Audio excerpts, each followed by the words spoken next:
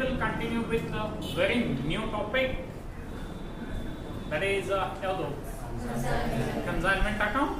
Okay, all of you close the books for 5 to 10 minutes. Let me give the idea.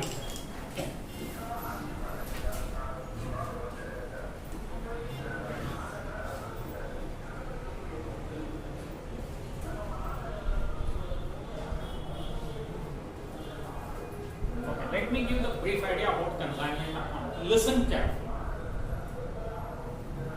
To increase the sales, every businessman tries to increase the sales, either by opening the branch or departmental store okay, or any other mode. So our sale increase ಆಗ್ಬೇಕಂತ ಹೇಳಿ ಮತ್ತೊಂದು mode ಇದೆ, that is by way of ಯಾವ್ದು ಹೇಳಿ consignment. What is actually consignment? Assume that a person having business is having business in Dharwad. Tell me, each and every businessman's main motto ಏನಿರ್ತದೆ? To expand the business or ಅಲ್ಲಿಗೆ means ಎಷ್ಟಿದೆ business ಅಷ್ಟಿದ್ರೆ ಸಾಕಂತ ಇರುತ್ತೆ, expand the business ಇರುತ್ತಲ್ಲ. So expansion ಮಾಡಬೇಕಿತ್ತಂದ್ರೆ he has to open the new branches. So new branch open ಮಾಡಬೇಕಿತ್ತಂದ್ರೆ that is very costly. ಯಾವ ಏರಿಯಾದಲ್ಲಿ ಓಪನ್ ಮಾಡಬೇಕು, ಆ ಮಾರ್ಕೆಟದ್ದು ಮೆಂಟಾಲಿಟಿ, ಅಲ್ಲಿ ಜನದ ಮೆಂಟಾಲಿಟಿ ಗೊತ್ತಿರೋದಿಲ್ಲ. ಸೊ ಮೀನ್ಸ್ ನಮಗೆ ಹುಬ್ಳಿ ಧಾರವಾಡದ okay easily we can read the mind set ಅಥವಾ ಟೆಂಡೆನ್ಸಿ ಗೊತ್ತಿರುತ್ತೆ. But if you want to expand the business towards Belgaum, Kolhapur or Davangere, aside andre, it is very difficult for us. ಅಲ್ಲಿ ಜನದ taste ಏನಿದೆ, ಅವ್ರು ಯಾವುದು prefer ಮಾಡ್ತಾರೆ. So it is very difficult.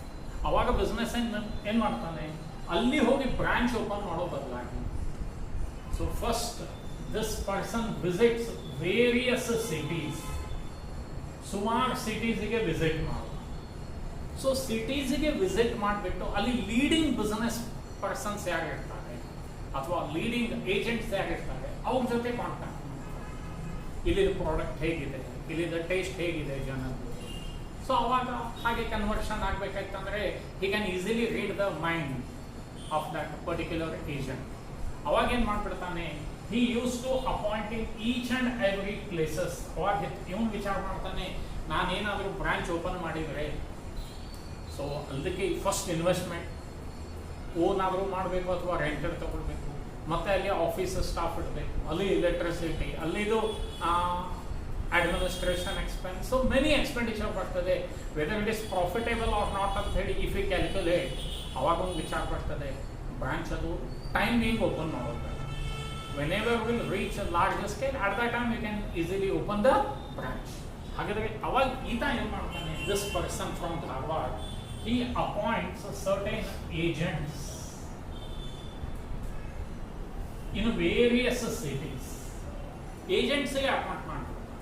ಆ agent ಜೊತೆ ಏನು ಕಾಂಟ್ರಾಕ್ಟ್ ಮಾಡ್ಕೊಳ್ತಾನೆ, I will send the goods to you at my own risk. ಈಗ ಧಾರವಾಡದಿಂದ ಫಾರ್ ಎಕ್ಸಾಂಪಲ್ ಬೆಲ್ಗಾಂ, ಇದು Kolhapur, this is the Davangere, okay, and Gadar as well as will take one more near place, Hameti, ಹೀಗೆ ತಗೊಳ್ಳೋಣ. So ಇಲ್ಲಿ ಎಲ್ಲ ನನ್ನ business expansion ಮಾಡೋದಿತ್ತಂದ್ರೆ I will appoint ಏನು ಮಾಡ್ತೀನಿ, agents all the different places. So ಏಜೆಂಟಿಗೆ ಅಪಾಯಿಂಟ್ ಮಾಡಿ ಅವ್ರಿಗೆ ಏನು ಹೇಳ್ತೀನಿ, ನೀವು ಏನು ಇನ್ವೆಸ್ಟ್ಮೆಂಟ್ ಮಾಡಬೇಕಾಗಿಲ್ಲ. Anyhow you have your own business house, ನಿಮ್ಮ ಏರಿಯಾದಲ್ಲಿ ಬಿಸ್ನೆಸ್ ಹೌಸ್ ಇದೆ. ನಾನು ನಿಮಗೆ ಫ್ರಾಮ್ ಧಾರವಾಡದಿಂದ ಗೂಡ್ಸ್ ಏನು ಮಾಡ್ತೀನಿ ಅಂತ ಹೇಳ್ತೀನಿ, ನಾನು ಗೂಡ್ಸ್ ಕಳಿಸ್ತೇನೆ and at my own risk. ಅವಾಗ ಇವ್ರು ಏಜೆಂಟ್ ಹೇಳ್ತಾರೆ, ನೋ ಪ್ರಾಬ್ಲಮ್, ಟೆಲ್ ಮಿ, ನಾನು ಸೇಲ್ ಮಾಡ್ದಂಗೆ ಆಯ್ತಾ? ಓನರ್ಶಿಪ್ ಪಾಸ್ ಆಯ್ತಾ? ಇಲ್ಲಿ ಓನರ್ಶಿಪ್ ಯಾರ ಹತ್ರ ಇದೆ? The person who is sending the goods, ಅವನ ಹತ್ರನೇ ಓನರ್ಶಿಪ್ ಇದೆ. ಇಲ್ಲಿ ಬರೀ ಗೂಡ್ಸ್ ಅನ್ನು ಏನ್ ಮಾಡ್ತಾ ಇದ್ದೇವೆ ನಾವು, ಸೆಂಡ್. ಆರ್ ಇನ್ನು ಸಿಂಪಲ್ ವರ್ಡ್ ಅಲ್ಲಿ ಏನಂತ ಹೇಳೋಣ, ಶಿಫ್ಟ್. ಗೂಡ್ಸ್ ಅನ್ನ ಏನ್ ಮಾಡ್ತಾ ಇದ್ದೀವಿ, shift from one premises to another premises. But sale ಆಗಿಲ್ಲ ನೆನಪಿ. ಸೊ ಇಲ್ಲಿ ಶಿಫ್ಟ್ ಇಲ್ಲೇನು ಶಿಫ್ಟ್ ಆಯಿತು, ಇಲ್ಲೇ ಮೀನ್ಸ್ ಆಲ್ ದ ಪ್ಲೇಸಸ್ಗೆ ಗೂಡ್ಸನ್ನು ಶಿಫ್ಟ್ ಮಾಡಿ. ಆಮೇಲೆ ಇವ್ರು ಎಲ್ಲ ಜೊತೆ ಏನಾಗಿರುತ್ತೆ, ಒಂದು ಅಗ್ರಿಮೆಂಟ್ ಇನ್ ದ ಸೆನ್ಸ್ ಇವನು ಹೇಳ್ತಾನೆ ನೀನಂತೂ ಎಲ್ಲ ಪ್ರಾಡಕ್ಟ್ ಇಲ್ಲಿ ಮಾರಾಟ ಮಾಡ್ತಿ, ಅದರ ಜೊತೆ ನಂದು ಒಂದು ಪ್ರಾಡಕ್ಟ್ ಮಾರಾಟ. We have very good brand, quality ಅಲ್ಲಿ ಕಾಂಪ್ರಮೈಸೇ ಇಲ್ಲ. ಸೊ ಮಾರ್ಕೆಟ್ ನಿಮ್ಗೆ ಕ್ಯಾಪ್ಚರ್ ಮಾಡಿಕೊಡು, ವಿಚ್ ಇನ್ ಇಟ್ಸ್ ಟರ್ನ್ ನೀನೇ ನನಗೆ ಸರ್ವಿಸ್ ಕೊಡ್ತೀಯೋ ಅದರ ಬದಲಾಗಿ ಐ ವಿಲ್ ಪೇ ಯು ಏನಂತ ಹೇಳ್ತಾ ಇದ್ದಾರೆ, ಕಮಿಷನ್. ಹಾಗಾದ್ರೆ ಕಮಿಷನ್ ಎದರ ಮೇಲೆ ಸಿಗ್ತದೆ, ಸೇಲ್ಸ್. ಕಮಿಷನ್ ಎದರ ಮೇಲೆ ಸಿಗ್ತದೆ, ಸೇಲ್ಸ್. ಸೊ ಈ ಏಜೆಂಟ್ಗಳು ಏನ್ ಸೇಲ್ಸ್ ಮಾಡ್ತಾರೆ ಅದರ ಮೇಲೆ ಅವ್ರಿಗೆ ಏನ್ ಸಿಗ್ತದೆ ಹೇಳಿ, ಈ ಕಮಿಷನ್ ಯಾರು ಕೊಡ್ತಾರೆ, ಈ ಪರ್ಸನ್ ಕೊಡ್ತಾನೆ. ಕ್ಲಿಯರ್ ಇದೆ. ಹಾಗಾದ್ರೆ ಅವ್ನಿಗೆ ಏನಾದ್ರು ಹೆಸರು ಕರೆಯೋಣ. Okay, that owner in consignment account ಎರಡು ಪಾರ್ಟಿ ಇನ್ವಾಲ್ವ್ ಆಗ್ತದೆ. ಒನ್ ಈಸ್ ಯಾರು ಹೇಳಿ, consignor, and other one is consignee. Clear it is? So consigner is a person who sends the goods. Consigner is a person who in ಹೇಳಿ sends the goods. Clear it is? ಹಾಗಾದ್ರೆ ಈ ಹೇಳಿ commission ಯಾರು ಕೊಡ್ತಾರೆ, consigner. ಯಾರಿಗೆ ಕೊಡ್ತಾನೆ, consignee. Okay, so consignee is a person who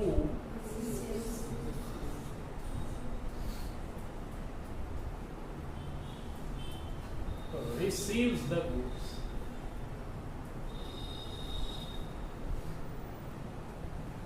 This point ಅಂತೂ ತಿಳಿದು ಎಷ್ಟು ಪಾರ್ಟೀಸ್ ಇನ್ವಾಲ್ವ್ ಆಗ್ತಾರೆ ಹೇಳಿ, two parties. One is consigner and other one is consignee. Clear it is? Consigner is a person who sends the goods and consignee is a person who receives the goods.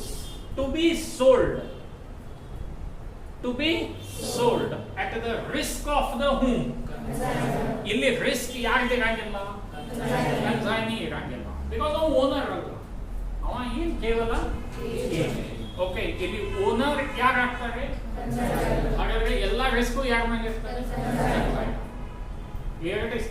Only ಅವ service ಕೊಟ್ಟಿದ್ದಕ್ಕೆ ಕನ್ಸೈನಿಗೆ ಏನ್ ಸಿಗ್ತದೆ, clear it is? So ಇದು outlook ಈ topic. ಹಾಗಾದ್ರೆ ಇದರಲ್ಲಿ ಯಾವ್ಯಾವ terms ಬರ್ತದೆ, ಹೇಗೆ, that we will discuss. So basically two parties ಅರ್ಥ ಆಯ್ತಾ? ಕನ್ಸೈನರ್ ಅಂದ್ರೆ ಯಾರು ಹೇಳಿ, ಹೂ ಸೆಂಡ್ಸ್ ದ ಗೂಡ್ಸ್. ಕನ್ಸೈನಿ ಅಂದ್ರೆ ಹೂ ರಿಸೀವ್ಸ್ ದ ಗೂಡ್ಸ್. ಎಲ್ಲ ರಿಸ್ಕ್ ಯಾರ್ದಿರುತ್ತೆ, ಕನ್ಸೈನರ್.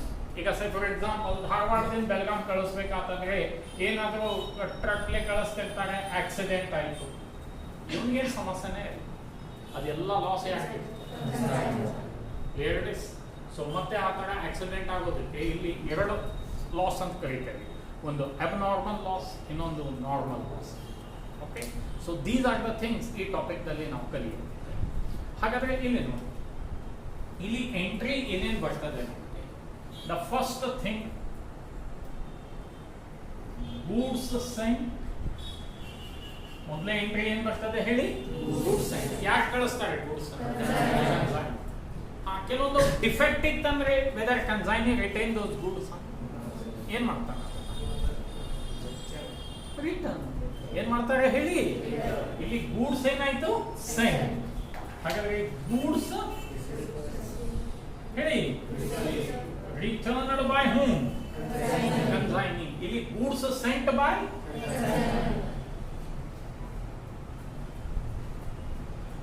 ಇಲ್ಲಿ goods returned by consignee.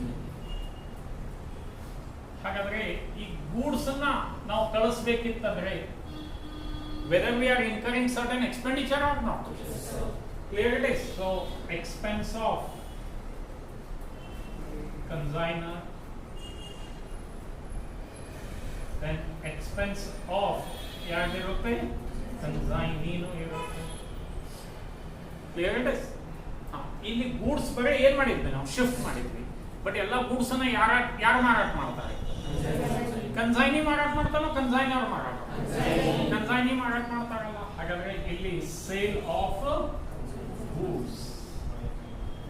Sale of goods by whom consignee clear it is ಇದು ಮಾರಾಟ ಮಾಡಿದಕ್ಕೆ ಅವನಿಗೆ ಏನು ಸಿಗ್ತದೆ so commission to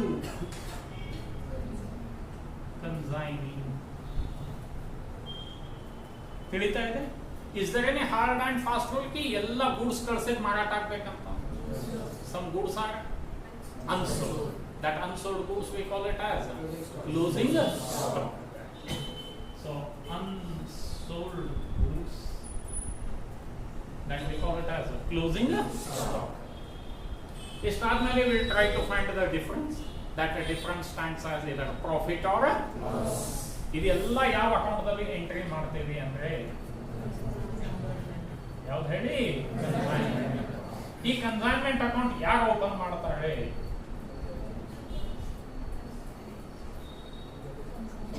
in the books of ಏನ್ ಹೇಳಿ ಕನ್ಸೈನರ್ ಎಷ್ಟು ಏಜೆಂಟಿಗೆ ಅಪಾಯಿಂಟ್ ಮಾಡಿರ್ತಾನಲ್ಲ ಅಷ್ಟು ಏನ್ ಮಾಡ್ಬೇಕಾಗ್ತದೆ ಒಂದ ಅಕೌಂಟ್ ಮಾಡಕ್ಕಾಗಲ್ಲ ನಾವು ಇದು consignment account related to whom Belagavi ಹಿಂಗೆ ಯಾರು ಮಾಡೋದು ಬೇರೆ ಬೇರೆ ಬೇರೆ ಕ್ಲಿಯರ್ ಇಟ್ ಇಸ್ ಸೊ ಈಗ ನಾವು ಟೈಮಿಂಗ್ ತಿಳಿಯೋಣ we are appointing only one agent ಒಂದೇ ಏಜೆಂಟ್ಗೆ ನಾವು ಅಪಾಯಿಂಟ್ ಮಾಡಿದ್ದೇವೆ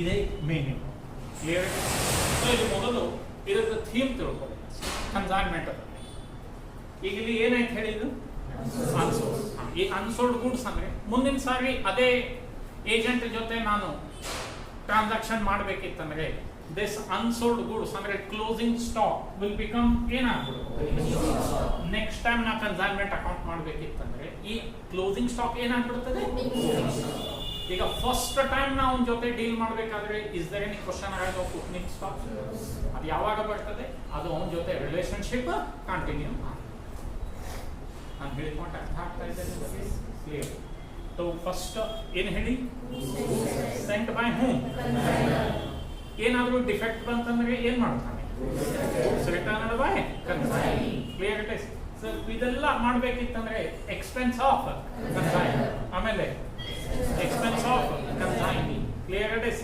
ಆಮೇಲೆ sale of goods by consignee ನಾವು ಹೇಗಾದ್ರೂ ಮಾರಾಟ ಮಾಡ್ಬೋದು he may sold the goods at cash basis credit ಅವ್ರು ಮಿಕ್ಸ್ ಮಾಡಿ ಮಾಡ್ಬೋದು ಕ್ಲಿಯರ್ ಇಟ್ ಇಸ್ ಬಟ್ ಅದಕ್ಕೆ ಮತ್ತೆ ಕೆಲವೊಂದೆಲ್ಲ ರೂಲ್ಸ್ ಎಲ್ಲ ಇರ್ತದೆ ಕ್ಲಿಯರ್ ಕುದುರೆ ಆಗಿ ಮಾರಾಟ ಮಾಡಿ ಅವ ದುಡ್ಡು ಇಸ್ಕೊಂಡು ಕನ್ಸೈನರ್ಗೆ ದುಡ್ಡೇ ಬಂದಿಲ್ಲ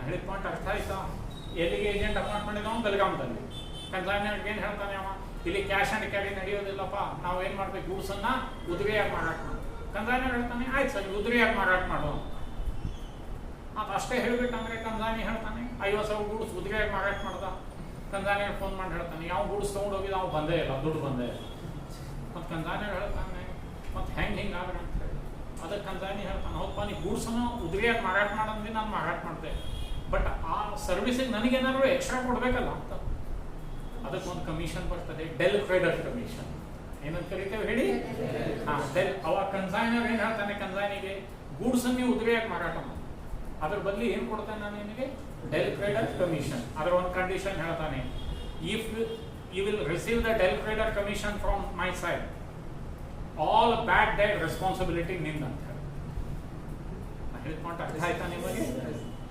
ಬರೀ ಒಂದು ಕಮಿಷನ್ ಕೊಡೋದು ಬೇಡ that we call it as ordinary commission ಇನ್ನೊಂದು ಏನು ಕೊಡ್ತೇನೆ ನಾನು ಡೆಲ್ ಕ್ರೆಡಿಟ್ ಕಮಿಷನ್ ಆದರೆ ಕನ್ಸೈನಿಗೆ ಏನು ಹೇಳ್ತೇನೆ ಉದ್ರಿಯಾಗಿ ಮಾರಾಟ ಮಾಡಿ ನಾನು ಬೇಡ ಅನ್ನಂಗಿಲ್ಲ ಆ ಉದ್ರಿಯಲ್ಲಿ ಲಾಸ್ ಆತಂದ್ರೆ ಅದು ನಂದು ರಿಸ್ಕ್ ಅಲ್ಲ it is your responsibility because you are getting extra commission that is del credit ಒಂದ್ ವೇಳೆ ನಾ ಡೆಲ್ ಕ್ರೆಡಿಟ್ ಕಮಿಷನ್ ಕೊಡ್ಲಾರ್ದೇನೆ ಉದ್ರಿಯಾಗಿ ಮಾರಾಟ ಮಾಡಂದ್ರೆ ಅವಾಗ ಅವ ಹೇಳ್ತಾನೆ ಏನೋ ಬ್ಯಾಡ್ ಡೆಟ್ ಆಗ್ತಂದ್ರೆ ನಂದು ರೆಸ್ಪಾನ್ಸಿಬಿಲಿಟಿ ಅಲ್ಲ it is your reason I am not giving any extra ನಾ ಹಿಡ್ಕೊಂಡು ಅರ್ಥ ಆಗ್ತಾ ಇದೆ ಹಾಗೆ ಓವರ್ ರೈಡಿಂಗ್ ಕಮಿಷನ್ ಅಂತ ಬರ್ತದೆ ಸೊ ಕಮಿಷನ್ ನಾವು ಹೇಗೆ ಕೊಡ್ತೇವೆ ಹಾಗೆ ಕನ್ಸೈನಿ ನಮ್ಮ ಗೂಡ್ಸನ್ನ ಏನು ಮಾಡ್ತಾನೆ ಪ್ರಮೋಟ್ ಕ್ಲಿಯರ್ ಇಟ್ ಇಸ್ ನಾನು 2% ಕಮಿಷನ್ ಕೊಟ್ಟು ಇನ್ನೊಬ್ಬ 5% ಕಮಿಷನ್ ಕೊಟ್ಟರೆ ಹೇಳಿ ನೀವೇ ಆ ಕನ್ಸೈನಿ ಸ್ಥಾನದಲ್ಲಿ ನಿಂತು ನೀವೇ ಹೇಳಿ whether you will promote the person who gives 2% commission or 5%.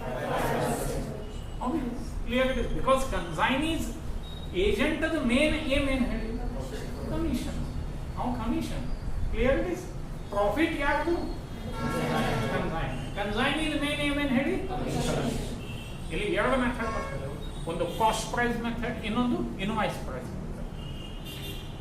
ಹಾಗಾದ್ರೆ ಕಾಸ್ಟ್ ಪ್ರೈಸ್ ಮೆಥಡ್ದಲ್ಲಿ ಈ ಒಂದು ಪ್ರಾಫಿಟ್ ಏನಿರ್ತದಲ್ಲ ಅದು ಯಾರಿಗೆ ಗೊತ್ತಾಗ್ಬಿಡ್ತದೆ?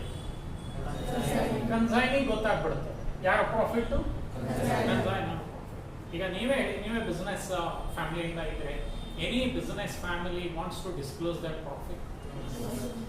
ಏನಕ್ಕೆ ಹೇಳ್ರಿ, ಯಾವಾಗಲೂ ಬಿಸ್ನೆಸ್ ಹೆಂಗೈತೆ ಅಂದ್ರೆ ಏನಂತ ಖಂಡಾನ ಹೇಳಿದ ಪಾಠ ಅರ್ಥ ಆಗ್ತಾ ಇದೆ ನಿಮಗೆ? So no business man wants to disclose their profit to somebody else. Clear it is. ಹಾಗೇನೆ ಇಲ್ಲಿ ಸಹ, ಬಟ್ ಕಾಸ್ಟ್ ಪ್ರೈಸ್ ಮೆಥಡ್ದಲ್ಲಿ ಇವೊಂದು ಪ್ರಾಫಿಟ್ ಯಾರಿಗೆ ಕಾಣಿಸ್ತದೆ? ಕನ್ಸೈನಿ ಕಾಣಿಸ್ತದೆ. Clear it is. ಅವಾಗ ಕನ್ಸೈನಿ ಮೈಂಡ್ ಚೇಂಜ್ ಮಾಡಬಹುದು. ನಾ ಕಮಿಷನ್ ಮೇಲೆ ಯಾಕೆ ನಿಲ್ಲಪ್ಪ, ಈ ಬಿಸ್ನೆಸ್ ನಾನೇ ಶುರು ಮಾಡಿದ್ರೆ ಹೆಂಗೆ? Instead of receiving goods from whom consignor, ನಾನೇ ಆ ಬಿಸ್ನೆಸ್ ಹೆಂಗಾದ್ರೂ ಮಾರಾಟ ಮಾಡೋ ನಾನು. ಚಲೋ ಇನ್ನೊಂದು ಸ್ವಲ್ಪ ರಿಸ್ಕ್ ತಗೊಂಡು ಅವಾಗ ಏನ್ ಮಾಡ್ಬಿಡ್ತಾನೆ? ಕನ್ಸೈನರ್ ಸೈಡ್ಲೈನಿಗೆ ಸರಿಸ್ತಾನೆ. ಕನ್ಸೈನಿನೇ ಏನ್ ಮಾಡ್ಬಿಡ್ತಾನೆ? ಈ ಸ್ಟಾರ್ಟರ್ ಹಿಸ್ ಓನ್ ಬಿಸ್ನೆಸ್ ಶುರು ಮಾಡಿಬಿಟ್ರೆ ಅವಾಗ tell me, his eyes on commission or on profit? ಹೌದಾ? ಅದು ಡಿಸ್ಅಡ್ವಾಂಟೇಜ್ ಆಫ್ ಕಾಸ್ಟ್ ಪ್ರೈಸ್. ಅದಕ್ಕೆ ಇನ್ನೊಂದು ಮೆಥಡ್ ಬಂತು, ಅವಾಗ ಇನ್ವಾಯ್ಸ್ ಪ್ರೈಸ್. ಅಲ್ಲಿ ಏನಾಗ್ತದೆ? ಪ್ರಾಫಿಟ್ ಯಾರಿಗೆ ಗೊತ್ತಿರ್ತದೆ? ಅದು ಯಾರಿಗೆ ಗೊತ್ತಿರಂಗಿಲ್ಲ. ನಾವು ಕನ್ಸೈನಿಗೆ ನೀನು ನಂದು ಪ್ರಾಫಿಟ್ ಬಗ್ಗೆ ವಿಚಾರ ಮಾಡ್ಬೇಡಪ್ಪ, ಬರೀ ನಿನ್ ವಿಚಾರ ಇದ್ದಾಗ ಮಾಡು. ನಿನಗೆ ಎಷ್ಟು ಬೇಕು ಕಮಿಷನ್ ಆಗಲಿ, but you don't think of ನಂದು ಪ್ರಾಫಿಟ್ ಬಗ್ಗೆ ನೀವು ವಿಚಾರ ಮಾಡಿ. ಅದು ನನಗೆ 10,000 ರೂಪಾಯಿ ಪ್ರಾಫಿಟ್ ಆಗ್ಬೋದು, 10,000 ಆಗ್ಬೋದು, but you will get your commission on time. ಹಂಗೆ use. Okay, so these are the 2 methods that we are going to discuss. Okay, so I hope ಇಷ್ಟೊಂದು ಬೇಸಿಕ್ ಅಂತೂ ಅರ್ಥ ಆಗ್ತಾ ಇದೆ. ಲಾಸ್ಟ್ ಟೈಮ್ ಇನ್ನೊಮ್ಮೆ ಹೇಳ್ತಾ ಇದ್ದೀನಿ, ಕನ್ಸೈನ್ಮೆಂಟ್ ಅಕೌಂಟ್ನಲ್ಲಿ ಏನೇನು ಬರ್ತದೆ ನೆನಪಿಟ್ಕೊಳ್ಳಿ. ಏನು ಹೇಳಿ? Goods sent by consignee. Goods returned by consignee. Then expense of consignee. Expense of consignee. ಇದು ನಾನು ನಿಮಗೆ ಇದು ಮೀನ್ಸ್ ಬ್ರೀಫ್ ಐಡಿಯಾ ಕೊಡ್ತಾ ಇದ್ದೇನೆ. ಅದು ಏನು ಟು ಬೈ ಏನು ಬರೀಬೇಕು ಆಮೇಲೆ ಹೇಳ್ತಾನಂತೆ.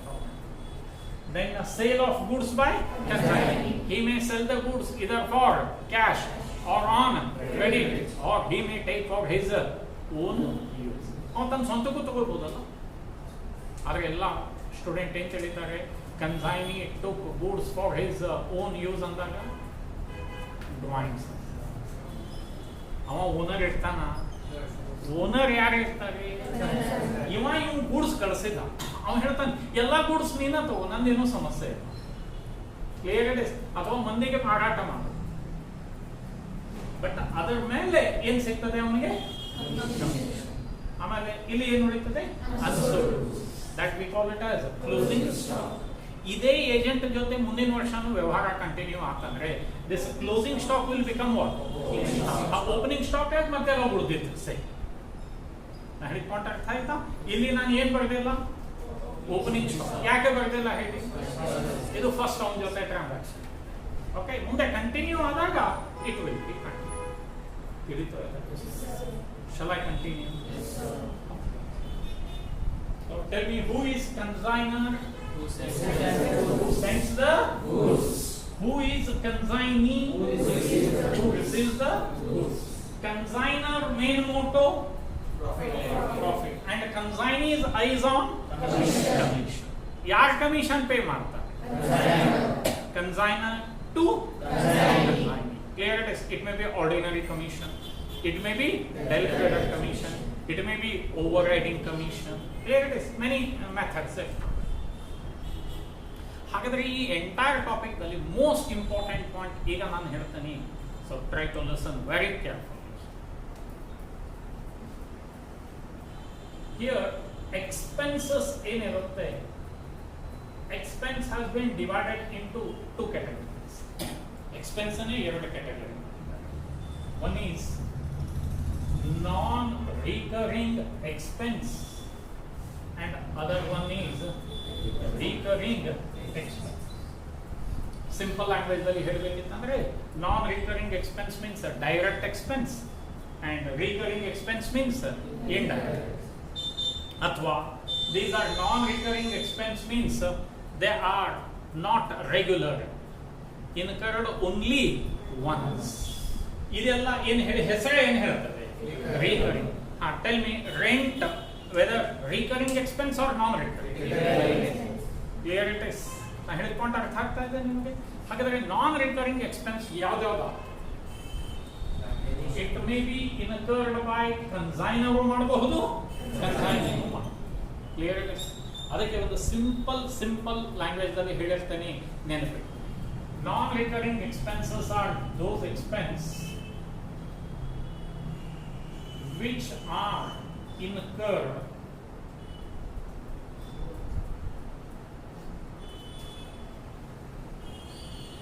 till goods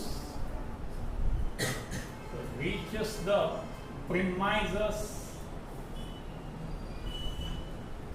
of consignee. ಇದು ಎಲ್ಲಿಂದ ಶುರು ಆಗ್ತದೆ? From the premises of consignor. End ಎಲ್ಲಿಗೆ ಆಗ್ತದೆ ಹೇಳಿ? Once the goods reaches to the premises of what? ಅದೆಲ್ಲ ಯಾವ ಎಕ್ಸ್ಪೆಂಡಿಚರ್ ಅಂತ ಕರೀತೀವಿ? Non recurring expense. Clear it is. It may be incurred by ಯಾರು ಅಂತ ಹೇಳಿದೆ ನಾನು? Consignor or consignor. ಎಕ್ಸಾಂಪಲ್ ತಿಳಿ. Okay, so this is the premises of consignor. ಇಲ್ಲಿಂದ ಗೂಡ್ಸ್ ಕನ್ಸೈನ್ ಮಾಡಬೇಕಿರುತ್ತೆ. he want to consign the goods. Tell me, ಇದೊಂದು truck ಅಂತ ತಿಳ್ಕೊಳ್ಳಿ. ಗೂಡ್ಸ್ ತನ್ನಷ್ಟಕ್ಕೆ ತಾನೇ ಇಲ್ಲಿ ಬಂದು ಸೇರ್ತದ? ಅದಕ್ಕೆ ಏನ್ ಕೊಡ್ಬೇಕಾಗ್ತದೆ? Loading charges. ಯಾವ ಚಾರ್ಜಸ್ ಹೇಳಿ?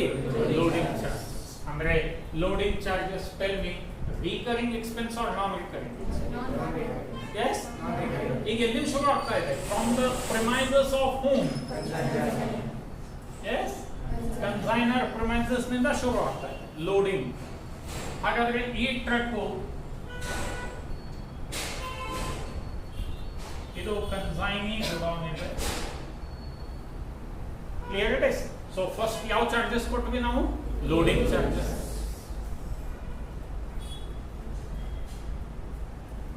ಆಮೇಲೆ ಟ್ರಕ್ ಚಾರ್ಜ್ ಕೊಡ್ಬೇಕಲ್ಲ, that we call it as freight. Clear it is. Toll ನಾಕ ಅದು ಬಂತಂದ್ರೆ ಏನ್ ಕೊಡ್ಬೇಕಾಗ್ತದೆ? ಆಕ್ಟ್ರೈ. Clear it is. ನಾ ಹೇಳ್ಕೊಂಡು ಅರ್ಥ ಆಗ್ತಾ ಇದೆ ನಿಮಗೆ? Nowadays each and every business man will take ಏನ್ ಹೇಳಿ? ಇನ್ಶೂರೆನ್ಸ್ ಆನ್ ಗೂಡ್ಸ್ ಕನ್ಸೈನ್ ಮಾಡ್ಬೇಕಾಗ್ತದೆ. ಏನಾದ್ರೂ ಆಕ್ಸಿಡೆಂಟ್ ಆಗ್ತದೆ, ಅದಕ್ಕೆ ಏನ್ ತಗೊಳ್ತಾರೆ? Tell me, all these are incurred at regular intervals or non-recurring in nature? ಏನ್ ಹೇಳಿ ಅದು? Non-recurring. ಅಂದ್ರೆ only once goods ಕಳಿಸ್ಬೇಕಾದ್ರೆ ಅಷ್ಟೇ. Clear it is. ದೆನ್ ಈಗ ಇಲ್ಲಿ ಟ್ರಕ್ ಇಲ್ಲಿ ರೀಚ್ ಆತಂದ್ರೆ ಇವನು ಯಾವ ಚಾರ್ಜ್ ಕೊಡಬಹುದು? ಇಲ್ಲಿ ಲೋಡಿಂಗ್ ಚಾರ್ಜ್ ಆಯ್ತು. ಇವನ್ ಇದು ಎಲ್ಲ ಯಾರು ಕೊಡ್ತಾ ಇದ್ದಾರೆ ಹೇಳಿ? ಕನ್ಸೈನಿ ಯಾವ ಕೊಡ್ಬೋದು? Loading charges. Clear it is. ಕೆಲವೊಮ್ಮೆ ಈ ಟ್ರಕ್ ಏನಾಗ್ತದೆ? ರೈಲ್ವೆ ಸ್ಟೇಷನ್ ತನ ಅಷ್ಟೇ ಕಳಿಸ್ತಾನಪ್ಪ, ಮುಂದೆ ನೀನೇ ನೋಡ್ಕೊ ಅಂತ ಹೇಳ್ಬೋದು. ಬೈಪಾಸಿಗಿಂದ ಅಲ್ಲಿಂದ ಡೈರೆಕ್ಟ್ ಹೋಗೋದಿರ್ತದೆ. ಅವಾಗ ಅಲ್ಲಿಂದ ತನ್ನ premises ಒಯ್ಬೇಕಿತ್ತಂದ್ರೆ that he has to pay what again? ಯಾರು ಕೊಡ್ಬೇಕಲ್ಲ? ಕನ್ಸೈನ್. ಅಂದ್ರೆ ಇಷ್ಟೇ ನೆನಪಿಡಿ, ಕನ್ಸೈನರ್ ಪ್ರಿಮೈಸಸ್ ನಿಂದ ಹಿಡಿದು ಕನ್ಸೈನಿ ಗೂಡಾನ್ ರೀಚ್ ಆಗೋವರೆಗೆ ಯಾವುದೇ ಖರ್ಚ ಆದ್ರೂ ಏನಂತ ಕರಿತೀವಿ? ನಾನ್ ರಿಕರಿಂಗ್. Clear it is. ಈಗ ಈ ಕನ್ಸೈನಿ ಏನ್ ಮಾಡ್ತಾನೆ? ಈ ಗುಡಾನ್ ಏನ್ ಕೊಡ್ತಾನೆ? ರೆಂಟ್, ಆಮೇಲೆ insurance. Tell me whether these are recurring or non-recurring? ಇದೆಲ್ಲ ಹೇಳಿ. ಗೂಡ್ಸ್ ರೀಚ್ ಆದ್ಮೇಲೆ ಕೊಡೋದು, ಬಿಫೋರ್ ರೀಚಿಂಗ್ ದ ಗೂಡ್ಸ್ ಕೊಡೋದು. ಎಸ್, ಇಷ್ಟು ಪಾಯಿಂಟ್ ನೆನಪಿಡಿ. Before reaching the goods to the godown of home ಯಾವುದೇ ಖರ್ಚ ಆದ್ರೂ ಏನಂತ ಕರೀತೀವಿ? ಇದು ಒಂದು ಪಾಯಿಂಟ್ ತಿಳ್ಕೊಂಡ್ರೆ ಆಯ್ತು. ಕನ್ಸೈನ್ಮೆಂಟ್ ಅಲ್ಲಿ ಐಡೆಂಟಿಫೈ ಮಾಡಬೇಕು, recurring or non recurring, depending on the nature of expense. ಅದಕ್ಕೆ ನಾನು ನಿಮಗೆ ಸಿಂಪಲ್ ಲ್ಯಾಂಗ್ವೇಜ್ ಅಲ್ಲಿ ಏನು ಹೇಳ್ತಾ ಇದ್ದೀನಿ? Expenses incurred before reaching the goods. ಏನು ಹೇಳಿ? Repeat. Before reaching the goods to the godown of consignee, we call it as what? Non-recurring expense. If the expenditure incurred after reaching the goods to the godown of consignee, we call it as recurring. So for example, rent, insurance, advertisement, in ಬೇಕಾದ್ರೆ ಅದೆಲ್ಲ ಯಾವಾಗ ಮಾಡ್ತಾರೆ? After reaching. Okay. ಇಲ್ಲಿ main focus ಇರೋದೇ expenditure ಮೇಲೆ, ರೀಕರಿಂಗ್ ಮತ್ತೆ ನಾನ್ ರೀಕರಿಂಗ್. Reason ತಿಳಿತದೆ ಯಾಕಂತ ಹೇಳ್ತಾರೆ. ಇಷ್ಟಂತೂ ಅರ್ಥ ಆದಂಗೆ ಆಯ್ತಾ? ರೀಕರಿಂಗ್ ಮತ್ತೆ ಏನ್ ಹೇಳಿ? ಹಾಗಾದ್ರೆ go ahead with material. Material page number ನೋಡಿ, ಪೇಜ್ ನಂಬರ್ 38. ಸೊ ಅದಕ್ಕೆ ಡಿಸೈಡ್ ಮಾಡಿಬಿಟ್ಟಿದೆ 90% ಏನೂ ಬರ್ಸಂಗಿಲ್ಲ, ಎಲ್ಲಾನು ಮಟೀರಿಯಲ್ದಲ್ಲೇ ಪ್ರೊವೈಡ್ ಮಾಡಿದೆ. ಅಂಡ್ ನಾನು ಯಾವ್ದು ಹೇಳ್ತೀನಿ ಮನೆಯಲ್ಲಿ ಕಾಪಿ ಮಾಡೋದು ತುಂಬಾನೇ ಒಳ್ಳೆಯದು. Shall I continue then? Consignment accounts, page number 38. ನೋಡಿಯಪ್ಪ, introduction.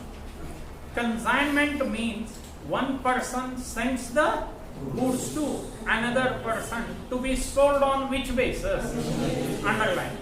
On behalf of and at the risk of ಏನಂತ ಹೇಳಿದ್ದೇನೆ? tell me, sender of goods ಗೆ ಏನಂತ ಕರೀತಾರೆ? Clear it is? The main object of such a transaction is to ಏನ್ ಹೇಳಿಯಪ್ಪ?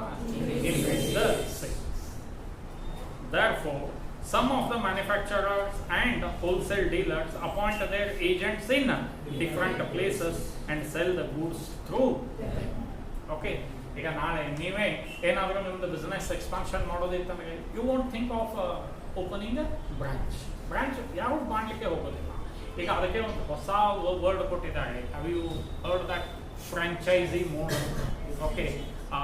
Agent ಅಂದ್ರೆ ಅವ್ರಿಗೆ ಯಾಕೋ ಸರಿ ಅನ್ನಿಸ್ಲಿಲ್ಲ, ಹೀಗಾಗಿ ಅದೇ ಕೆಲಸ ಬಟ್ ಹೆಸರು ಚೇಂಜ್ ಮಾಡಿ.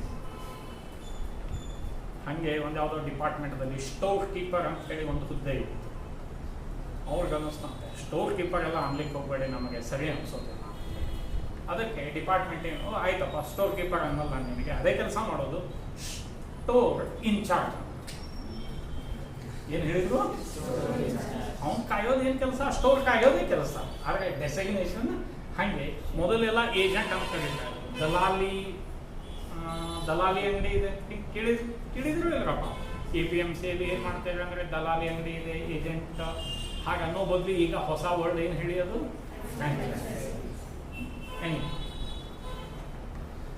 So consignor. The consignor is a person who sends the goods to be sold on his behalf and at his risk on commission basis.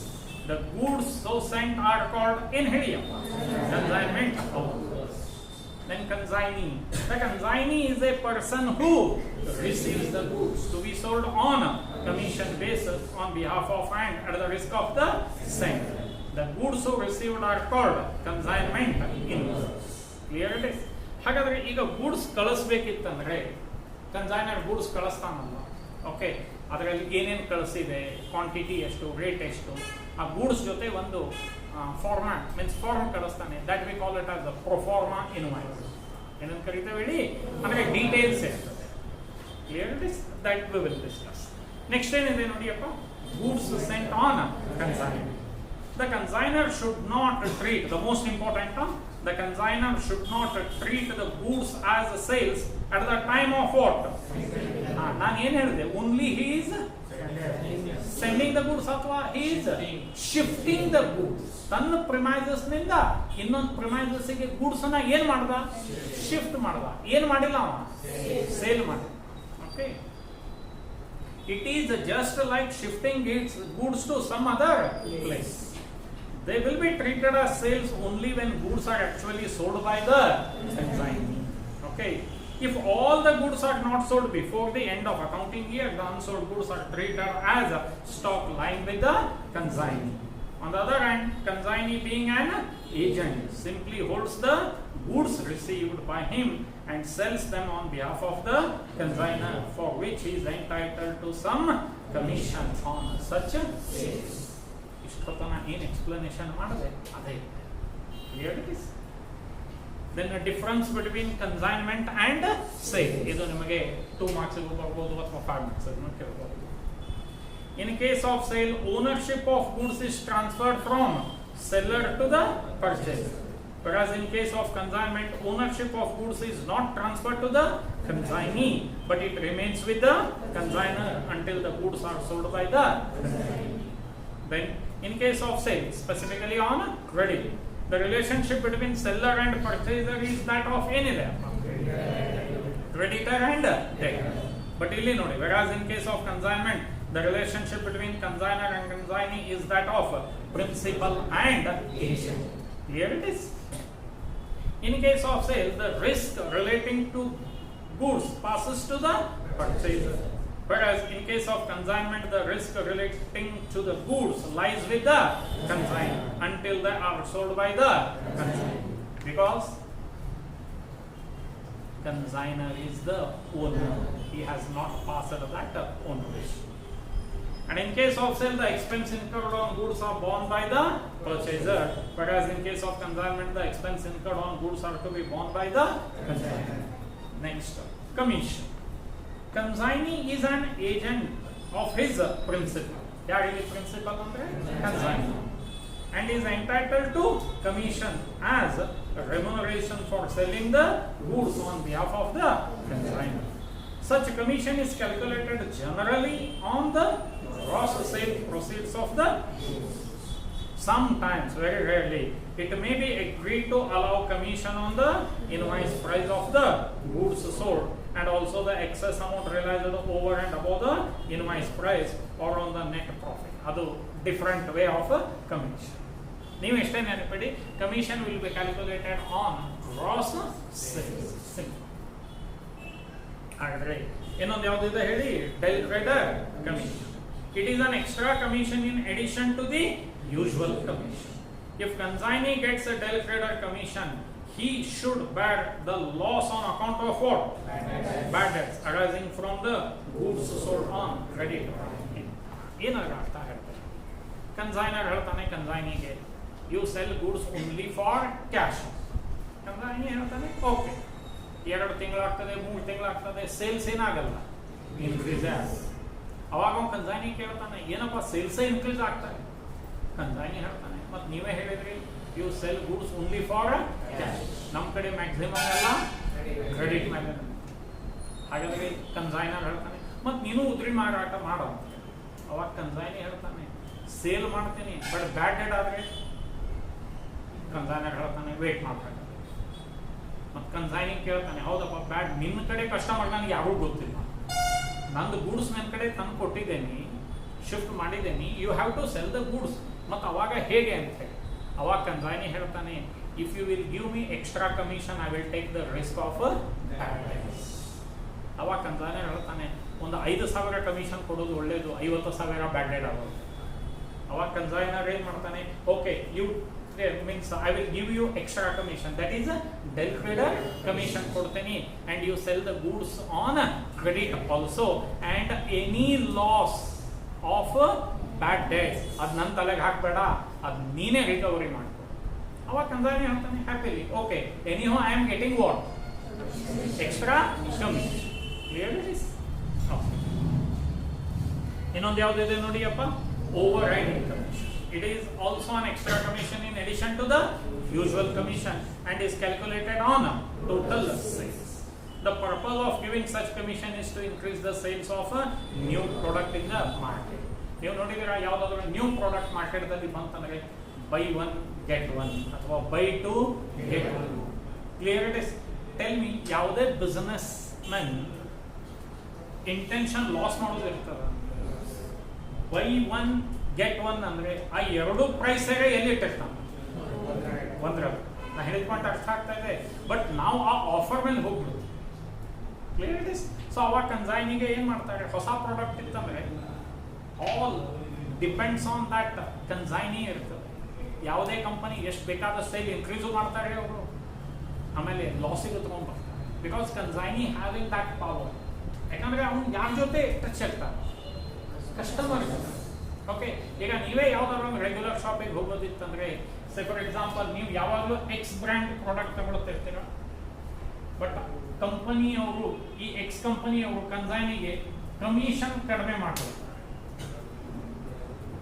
Goods ಇವನ ಹತ್ರ ಇರ್ತದೆ, ಬಟ್ ಕಮಿಷನ್ ಏನಾಗ್ತದೆ ಕಡಿಮೆ ಆಗ್ತದೆ.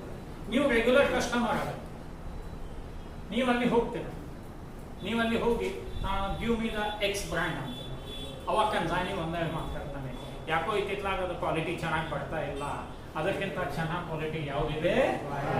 ನಾವು tell me, will you believe him or not?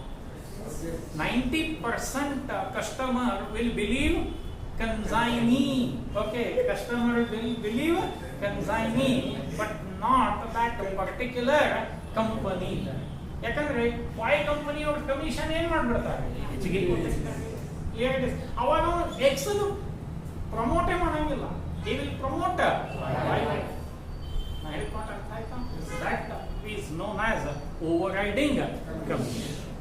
Next, pro forma invoice. It is a statement prepared and sent by the consignor to the consignee. It includes quantity and price of the goods. Okay. Then account says it is a statement prepared and sent by the consignee to the consignee. This statement gives the details of quantity of goods sold, expense incurred by him, commission payable to him, etc. Next ಏನಿದೆ ನೋಡಿಯಪ್ಪ, recurring expense. Most important ಪಾರ್ಟಿಗೆ enter ಆಗುತ್ತೆ. Recurring expense or ಇನ್ನೊಂದೇ ಹೆಸರು ಏನು ಹೇಳಿದ್ವಿ, indirect expense or expenses which are incurred again and again. They are mostly incurred after the goods reach the consignees godown or shop. Underline. They are incurred for selling the goods, and for this reason they are also called as selling expense. ನೋಡಿ examples ಕೊಟ್ಟಿದ್ದೀನಿ. Examples of recurring expense incurred by ಯಾರಿದೆ ಮೊದಲು, consignor. Okay, ಯಾವ್ದ್ಯಾವ್ದು ನೋಡಿ, discount charges for discounting bills of exchange, bank charges, expense incurred on goods returned by consignee, ಅದನ್ನು mark ಮಾಡಿ.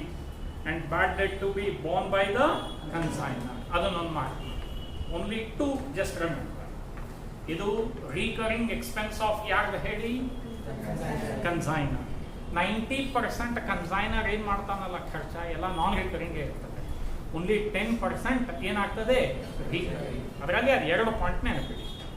Consignee ಯಾವ್ದಾವ್ದು ಇದೆ ನೋಡಿ. Examples of recurring expense incurred by whom, consignee. ಹೇಳಿ ಯಾವ್ದಾವ್ದಿದೆ, ಗುಡೌನ್ rent. ಯಾಕೆ ಗುಡೌನ್ ರೆಂಟ್ ರಿಕರಿಂಗ್ ಆಯ್ತು ಹೇಳಬಹುದಾ? After reaching the goods. Then godown insurance, advertisement, commission, brokerage, salesman salary, establishment, expense incurred on damaged goods, expense on goods return. ಇದೆಲ್ಲ ಯಾಕೆ ಖರ್ಚ ಇದೆ? Consignee. ಯಾವ ಖರ್ಚ, recurring non recurring?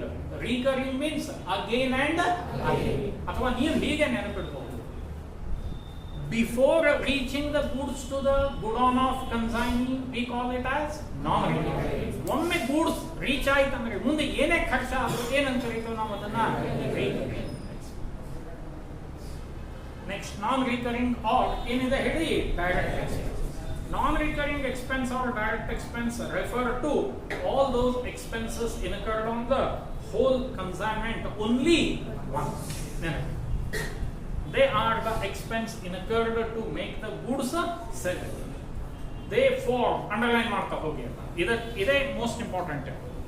They form part of the cost of the goods and increase the value of goods. ಇದಕ್ಕೆ ಒಂದು example. So for example, ನೀವು ಒಂದು ಬೇರೆ ದೇಶದಿಂದ ಒಂದು ಮಷೀನ್ ಇಂಪೋರ್ಟ್ ಮಾಡ್ತಾ ಇದ್ದೀರ. ಮಷೀನ್ ಇಂಪೋರ್ಟ್ ಮಾಡಿದ್ರೆ ಮಷೀನ್ ಕಾಸ್ಟ್ ಇದೆ 1 lakh rupees. Okay, then plus installation charges ಇರುತ್ತೆ. ಆ ಇನ್ಸ್ಟಾಲೇಷನ್ ಇರುತ್ತೆ, ಮತ್ತೆ ಏನಿರುತ್ತೆ, ಟ್ರಾನ್ಸ್ಪೋರ್ಟೇಷನ್ ಚಾರ್ಜಸ್. ಸೇ ಇನ್ಸ್ಟಾಲೇಷನ್ ಒಂದು 10,000, ಟ್ರಾನ್ಸ್ಪೋರ್ಟೇಷನ್ ಒಂದು 5,000.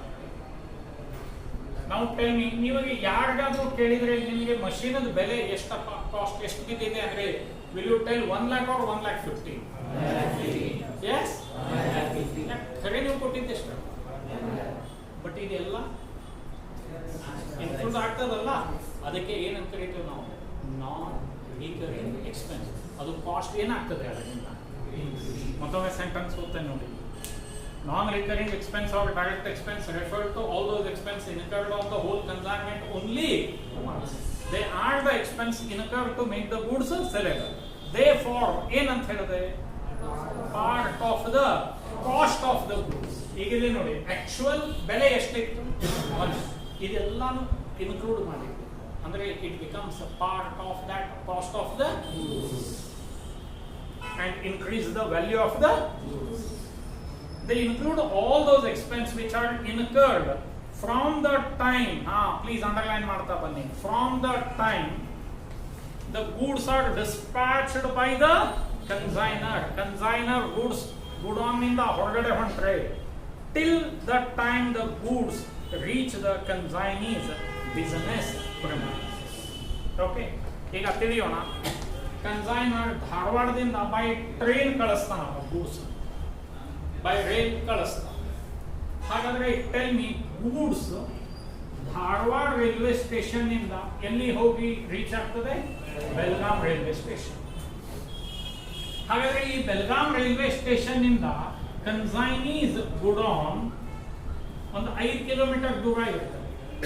ಹಾಗಾದ್ರೆ ಕನ್ಸೈನರ್ ಬೆಳಗಾಂ ತನ ಹೋಗಿ ಆ ಗೂಡ್ಸ್ ಅನ್ನ ತಗೊಂಡು ಕನ್ಸೈನಿ ಗೂಡ್ಸ್ ಗುಡೌನಿಗೆ ಕಳಿಸ್ತಾನೋ, ಏನು ಕನ್ಸೈನಿಗೆ ಹೇಳ್ತಾನೆ ನೀನೇ ತಗೊಂಡು ಹೋಗಪ್ಪ? ಕನ್ಸೈನಿಗೆ ಹೇಳ್ತಾನೆ you take the goods from the railway station. ಹಾಗಾದ್ರೆ ಈ ರೈಲ್ವೆ ಸ್ಟೇಷನ್ ಇಂದ ಇವನು ಗುಡೌನಿಗೆ ಖರ್ಚ ಏನಾಗ್ತದೆ?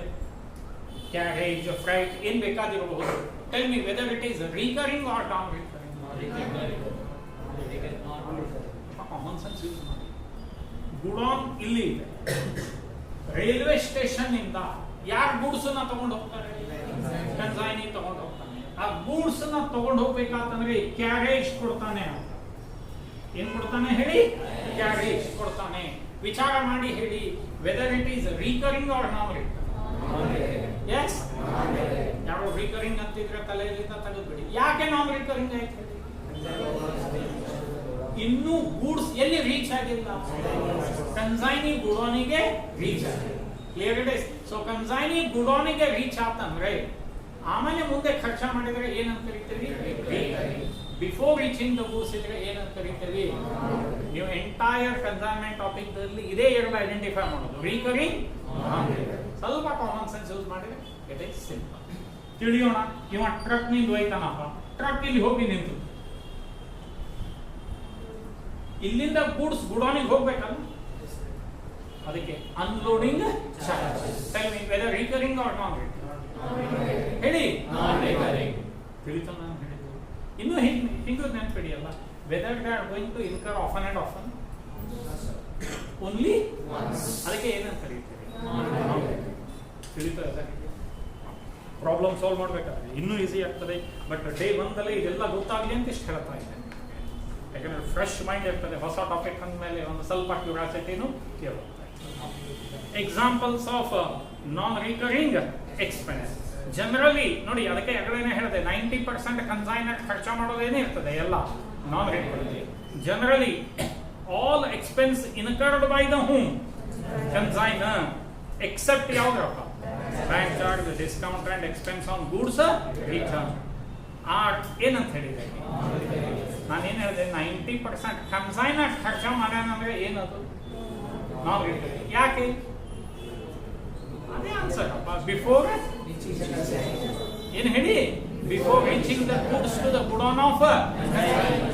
ನಾ ಹೇಳಿದ ಪಾಯಿಂಟ್ ಅರ್ಥ ಆಗ್ತಾ ಇದೆ ನಿಮಗೆ? ಎಕ್ಸೆಪ್ಟ್ 3 ಯಾವ್ದಾದ್ರು ಹೇಳಿ? ಬ್ಯಾಂಕ್ ಚಾರ್ಜ್, ಡಿಸ್ಕೌಂಟ್ ಚಾರ್ಜ್ ಮತ್ತೆ ಎಕ್ಸ್ಪೆನ್ಸ್ ಆನ್ ಗೂಡ್ಸ್ ರಿಟರ್ನ್. ಇದು ಮೂರೇ ಖರ್ಚ ಕನ್ಸೈನರ್ ಏನಾಗ್ತದೆ? ರಿಕರಿಂಗ್. ಇದನ್ನ ಬಿಟ್ಟು ಕನ್ಸೈನರ್ ಏನ್ ಖರ್ಚ ಮಾಡ್ತಾನೆ ಎಲ್ಲ ಏನಿರ್ತದೆ? Reason before reaching the goods to the godown of consignee. Okay. Examples ಕೊಟ್ಬಿಟ್ಟಿದೆ ನೋಡಿ ಅಲ್ಲಿ. Examples of non recurring: packing charges, ಯಾಕೆ ನಾನ್ ರಿಕರಿಂಗ್ ಆಗ್ತಾ ತಿಳಿತದಲ್ಲ. ಆಮೇಲೆ ಏನಿದೆ, loading, carriage, freight, octroi, insurance, dock dues and other forwarding charge. ಯಾಕೆ ಖರ್ಚ ಮಾಡ್ತಾರೆ ಇದೆಲ್ಲ? Yes, consignor. ಹೌದಾ? ನೆಕ್ಸ್ಟ್ ಕನ್ಸೈನಿನೂ ಕೆಲವೊಂದು ಖರ್ಚ ಮಾಡ್ತಾನೆ. ಅವು ಯಾವ್ಯಾವ ನಾನ್ ರಿಕರಿಂಗ್ ನೋಡಿ ಹೇಳಿ.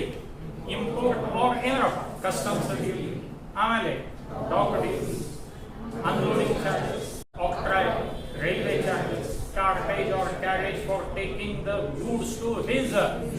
ಅದಕ್ಕೆ ಹೇಳಿದ್ನಲ್ಲ, ಇಲ್ಲಿಂದ ಇಲ್ಲಿಗೂ ಇದೆ. ಇದೆಲ್ಲ ಯಾಕೆ ಖರ್ಚು? ಕನ್ಸೈನಿದು. ಯಾವ expenditure? Non recurring expenditure. Reason before reaching the goods to the godown of consignee. ಇದು ಪಾಯಿಂಟ್ ನೆನಪಿಟ್ರೆ ಓಕೆ. ನೀವು ಮನೆಯಲ್ಲಿ ಯಾವ ತರ ಮಾಡ್ಬೇಕಾದ್ರೆ ಹೀಗೆ 2 ಕಾಲಮ್ ಮಾಡಿ, ನಾನ್ ರಿಕರಿಂಗ್ ಎಕ್ಸ್ಪೆನ್ಸ್. ಯಾರಿಲ್ಲಿ? ಕನ್ಸೈನರ್, ಆಮೇಲೆ ಹಿಂಗೆ ನೀವೇನ್ ಮಾಡಿ ನಿಮ್ಮ ಪ್ರಾಕ್ಟೀಸ್ ಈ ತರ ಕಾಲಮ್ ಮಾಡಿದ್ರೆ ಈಸಿಲಿ ಐಡೆಂಟಿಫೈ ಆಗುತ್ತೆ. Mainly focus on non recurring. Recurring ತಿಳಿದು ಬಿಡುತ್ತದೆ. ಲಾಸ್ ಆಫ್ ಗುಡ್ಸ್ ಆಮೇಲೆ ಹೇಳ್ತಾನೆ. ನೆಸಸರಿ ಅಕೌಂಟ್ಸ್ ಯಾವ್ದಾವ್ದು ನೋಡಿಯಪ್ಪ. ಓಕೆ, ಮೆಥಡ್ ಹೇಳಿದ್ನಲ್ಲ ನಾನು ನಿಮಗೆ. ಎಷ್ಟು ಮೆಥಡ್ ಅಂತ ಹೇಳಿದ್ದೆ? Cost price method. ಇನ್ನೊಂದು ಯಾವುದು? ಹಾಗಾದ್ರೆ ಏನ್ ಕಾಸ್ಟ್ ಪ್ರೈಸ್ ಮೆಥಡ್ ನೋಡಿ. In this case the goods are consigned by the consignor ಆಗಬೇಕದು. ಸ್ವಲ್ಪ ರೆಕ್ಟಿಫೈ ಮಾಡ್ಕೊಳ್ಳಿ. In this case the goods are consigned by consignor.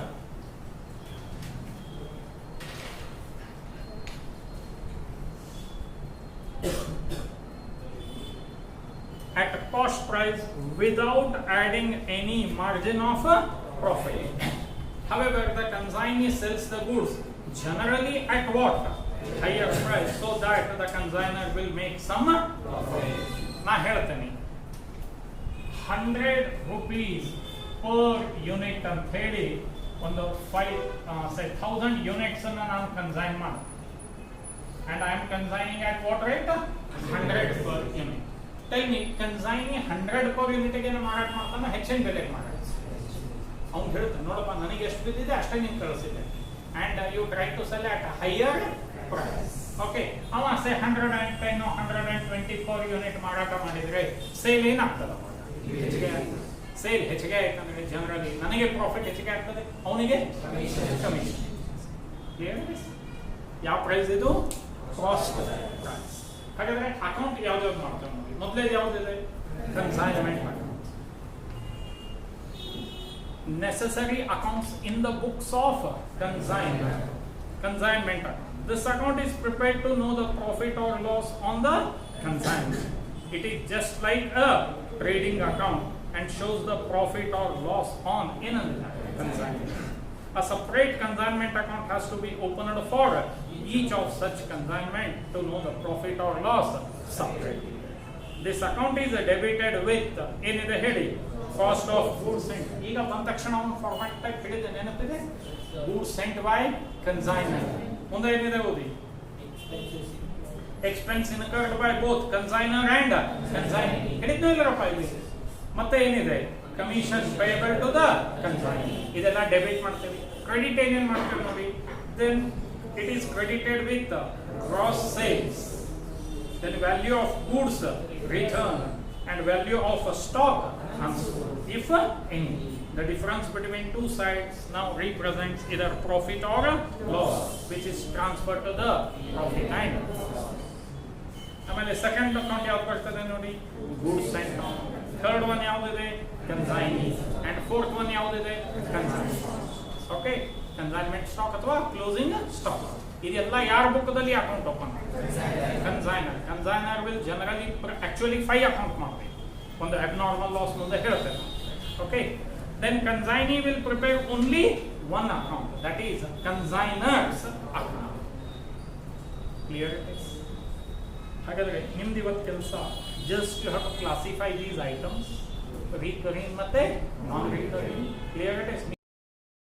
ಆಮೇಲೆ ಆ ಫಾರ್ಮ್ಯಾಟ್ ಅನ್ನ ನೋಡ್ಕೊಡಿ. ನಾನೇ ಫಾರ್ಮ್ಯಾಟ್ ಬರೆಸ್ತೇನೆ, everything we have given there, okay, but still ಆ ಕಾಪಿ ಮಾಡೋದಕ್ಕಿಂತ ನಾನು ಇಲ್ಲಿ ನಿಮಗೆ ಫಾರ್ಮ್ಯಾಟ್ ಅನ್ನ ನಾನೇ ಬರೆಸ್ತೇನೆ. Okay, so in brief, consignment means shifting the goods from means of one person to the another.